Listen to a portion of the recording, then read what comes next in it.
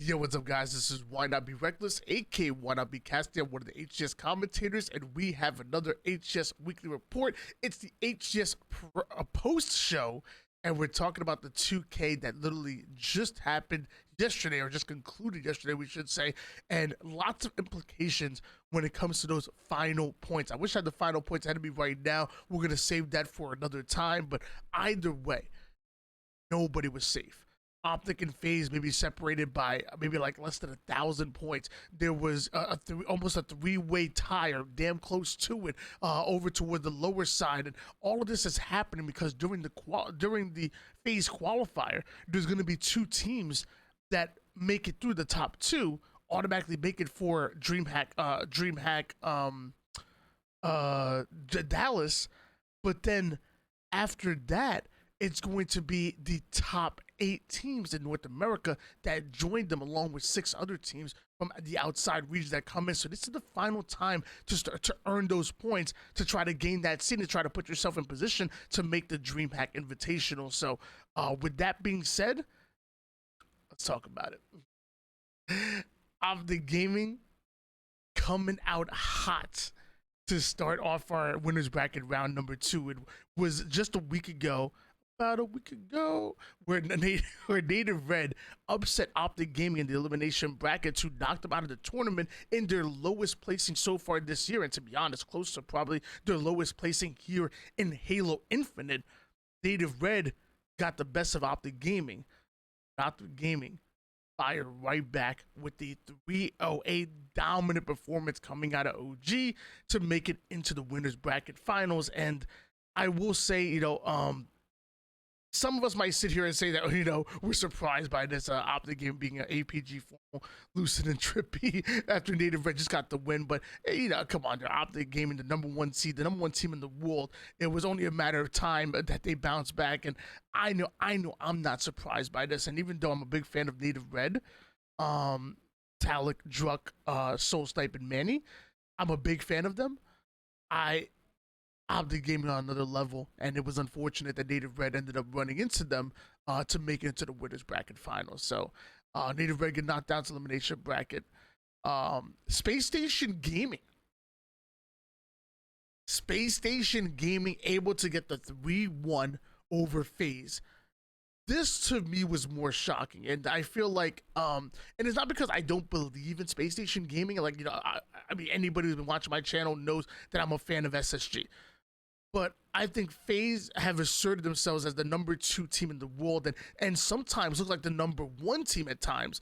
And with their heavy slaying ability, from Renegade being that main slayer, from Frosty being able to anticipate his opponent's movements so well, Royal 2, arguably one of the best shots in the game, and then you have Snakebite, the general, moving the pieces and being that objective mastermind on the team.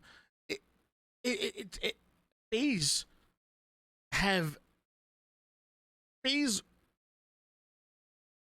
I thought at some point in time FaZe would become that number 1 team, and I thought it'd be sooner rather than later. But Optic have shown time and time again that they are not ready to hand over that crown, and we found that out today as well.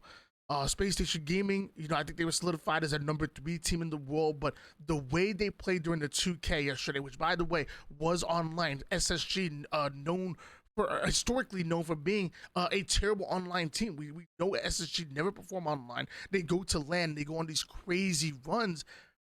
They were able to 3-1 FaZe online, and they looked good. Honestly, Space Station Gaming looked scary yesterday and looked like they were ready to come back for making grand finals every single event like they did just last year. Like, honestly, Space Station Gaming were on one when going up against FaZe. Sadly, when running into Optic, they ran into a wall, a green wall, if you will, because the same way they were able to look so good against FaZe, they just weren't able to get over the hump, get over the wall against Optic Gaming. Optic Gaming ended up 3-0ing them. in that winners bracket finals. So it was Optic Gaming that made the grand finals. Space Station Gaming knocked it to the lower bracket, but only having to win one more series in order to make it into the grand finals and maybe get the revenge against Optic. I should have done earlier.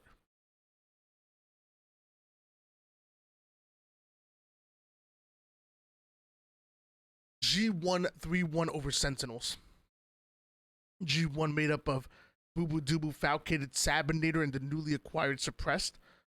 Suppressed has been an incredible pickup for G1 since day one. Then you have Sentinels, King Nick, Lethal, Sparty, and the newly acquired Suspector, who they took, who was dropped off of that G1 roster.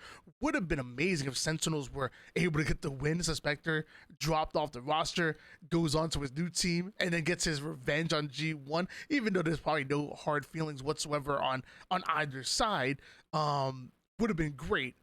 But G1 are trying to hit like new levels. I think Sentinels are as well, but I think 9 times out of 10, if I see this G1 and Sentinels roster, I think I start leaning towards G1 at least as of right now. Sentinels have been on the rise recently, and I feel like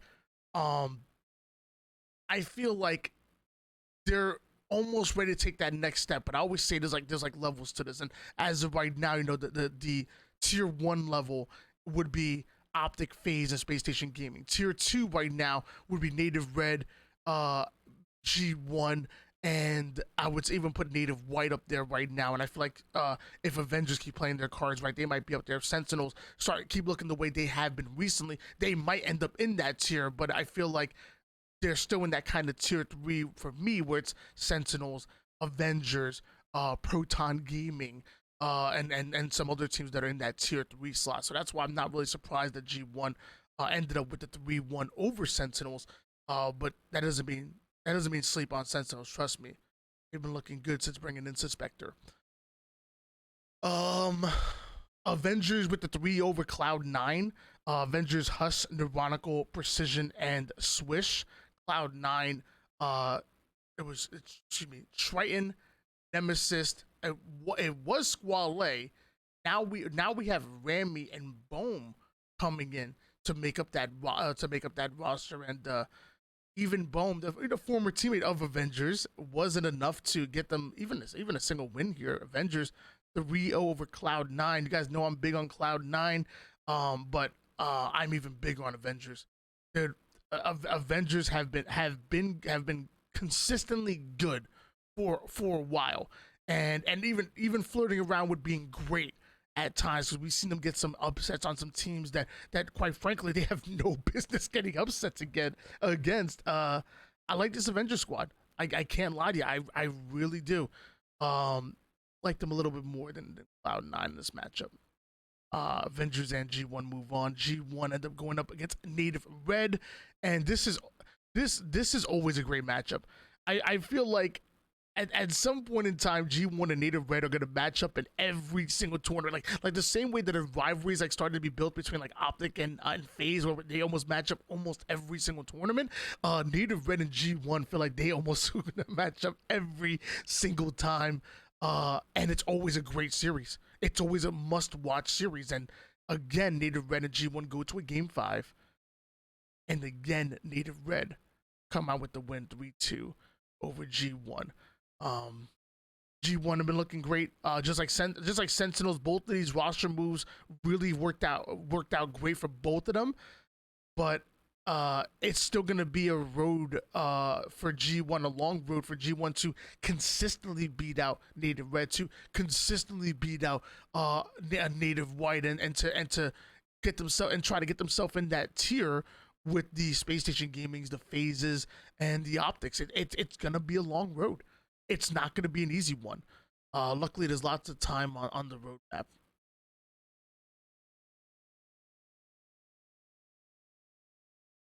FaZe 3-0 Avengers.